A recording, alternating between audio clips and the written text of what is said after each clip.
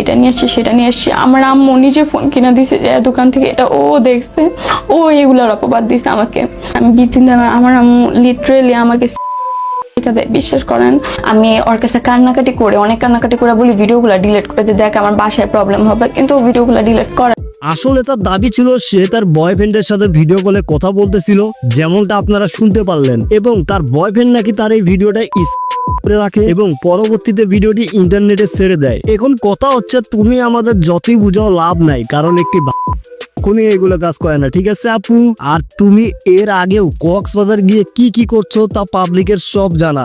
যাই হোক, বেশি কথা বলবো না, এখন আসি ভিডিওর ব্যাপারে। তো দেখো ভাই, আমি নিজেও এসব ভিডিও দেখি না, পোলাপানকে খারাপও বানাতে চাই না, আমি নিজেও এসব ভিডিও দেখিনি। আমার নিউজ করার একটু দরকার ছিল, তাই ভিডিওটা করলাম। তোমাদের উচিত এসব না দেখা।